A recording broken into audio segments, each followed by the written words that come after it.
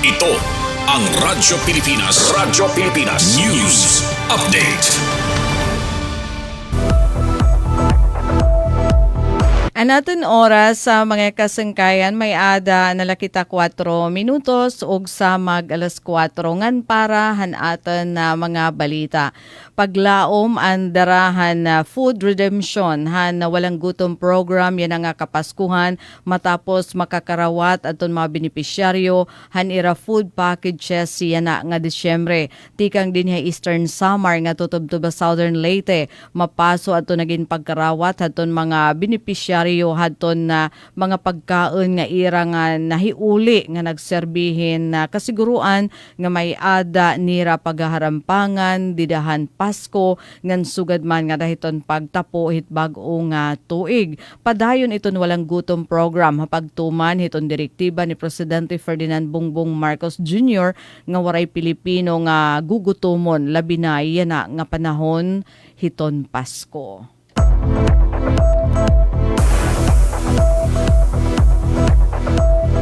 Samtang balita naman tikang Philippine Army 74th Infantry Battalion na formal nga ginkilala nga ginpasidunggan matapos ang malangpuson nga misyon dinhi rehiyon.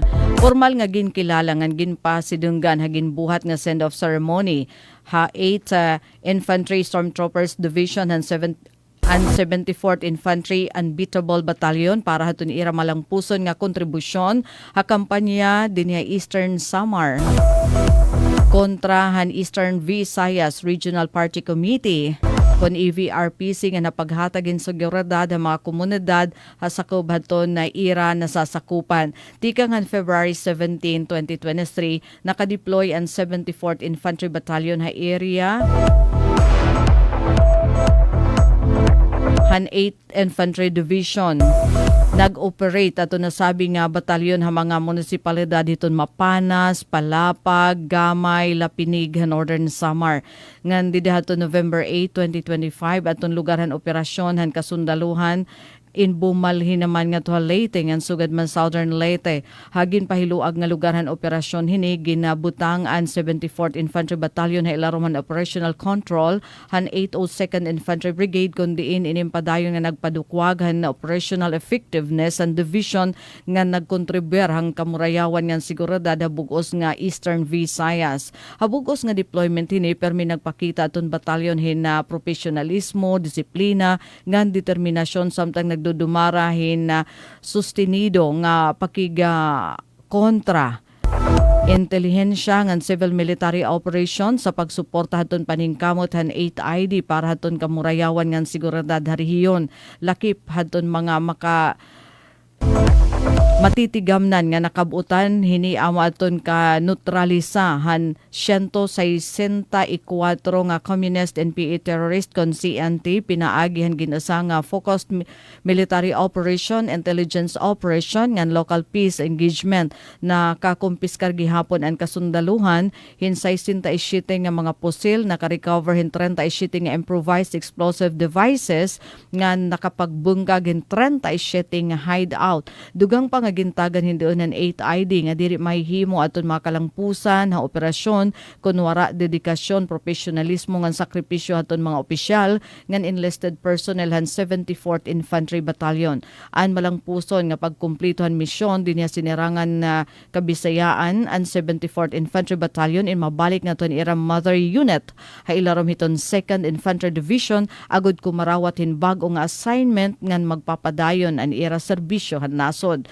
Sugad man nagpasalamat ang 8 ID Division ngadton mga officers, enlisted personnel ngan mga pamilya haton 74th Infantry Battalion han Philippine Army para haton ira madig-on ngan malangpuson nga serbisyo ngan waray paglubad nga suporta.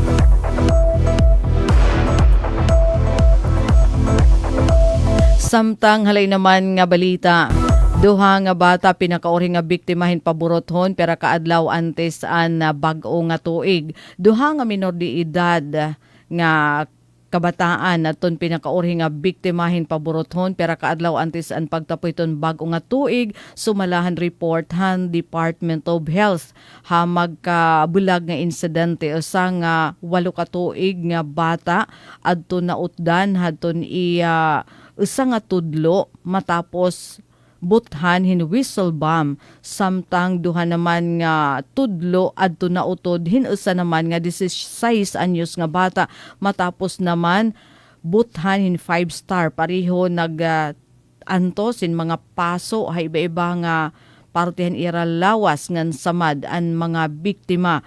Ini nga duha nga insidente in kadugangan naton pinakaorhi nga ihap han DOH tika nga December 21 hanggang nga dahan alas 4 han agahan Disyembre 26 kundi inabot na hin 57 ang kabugusan nga ihap han mga kaso in firework-related injuries. Lakip hini in 35 anyos an edad, tipa ubos, ngan 64% haton kabugusan nga kaso. Pinakadamo nga insidente amon igin susumpay nga din paburothon nga 5-star, Quites, Boga, ngan Triangle. Masibubo naman ini haton 49% kumpara hadton 112 nga kaso nga nahipatik hakapareho nga pizza didahan tuig 2024. Haluyo naman hiton pag-ubos iton ihap hadton mga nabibiktima o tro nga nagpahinumdum iton Department of Health nga delikado iton pagpabuto legal man o illegal. Ginaghat iton DOH iton publiko